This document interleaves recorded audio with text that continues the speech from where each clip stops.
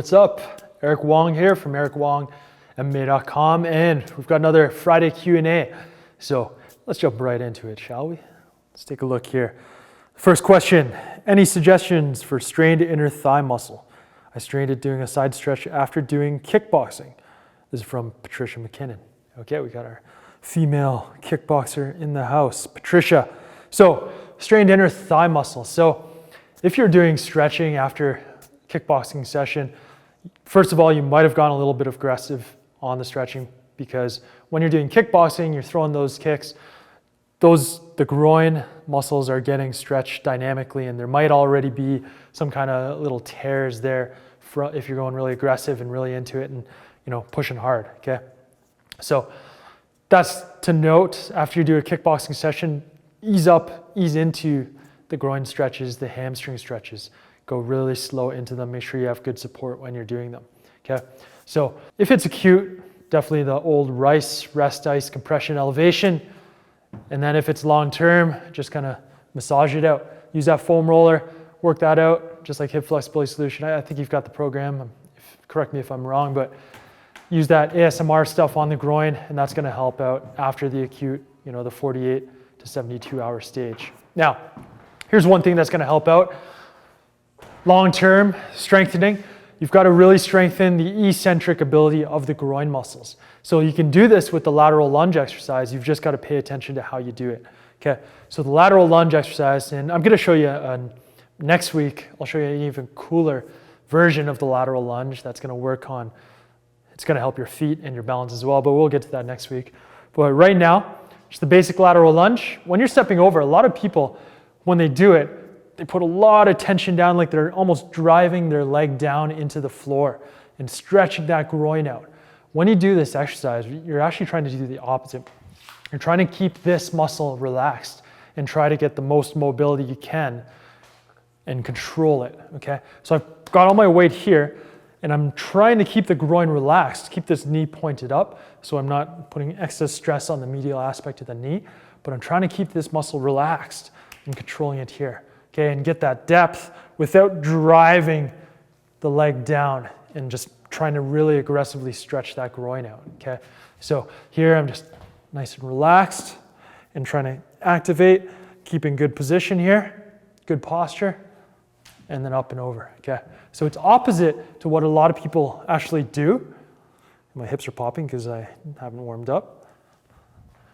But this is how you're going to control the eccentric lengthening, the proper eccentric lengthening. Because if you're going into this exercise and you're just driving down and it's really, really tense and tight, the proper control isn't happening. You're not developing that ability to relax and lengthen under control, which is what you need when you throw a kick.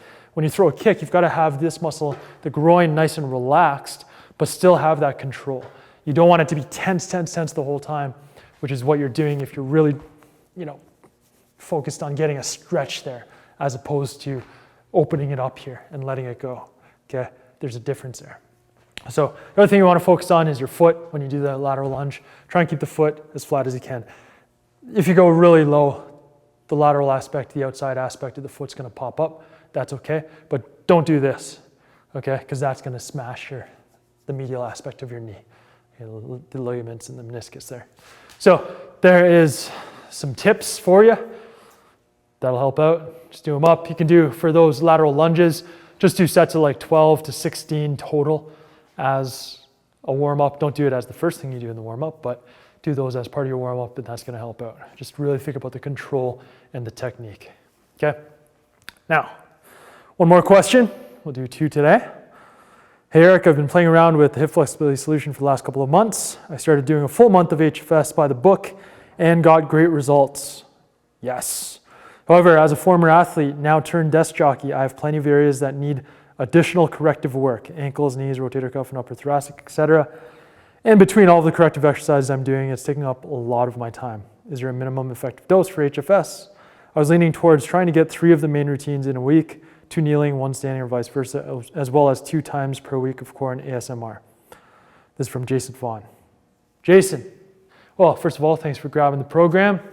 Now, is there a minimum effective dose? Yes, there is. In the implementation guide, I believe I say that after the 8-week period where I kind of guide you through what to do every week, every workout every week, that's when you got to really pay attention to your body and see, okay, what exercises here are really helping me, and what exercises do I feel like, they're not doing that much for me anymore. Because there's going to be some exercises that don't do as much for you anymore. So what you can do is just pay attention going through the full routines and just be like, oh, okay, I feel like this is mobilizing, or okay, this is just kind of going through the motions and I don't feel like much change is happening. And then pick and choose those ones. And you can actually combine the different routines and smash them up now and just say you take one exercise from the kneeling routine, one from the standing routine, and that becomes, one routine. And a core exercise, that could become a different routine for you that you do just 3 times a week. Now, you're gonna feel during certain times, you're gonna be dynamic, you're gonna have to listen to your body. You're gonna feel, okay, I'm feeling a little tighter, I'm gonna ramp it up a little bit, and then, okay, I'm feeling good, you can cut back a little bit, okay?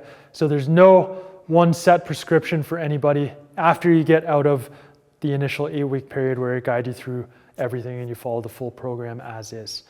After that, it becomes a matter of listening to your body and paying attention and adjusting accordingly. And that's a skill that you're just gonna have to develop and work on, okay?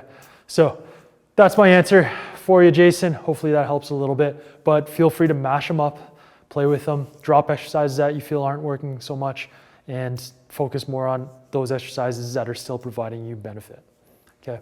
So that's the hip flexibility solution that we're talking about. You can go to hipflexibilitysolution.com to check out that program. It's helped a lot of people so far unlock their tight hips. It'll help you too if you got tight hips, okay?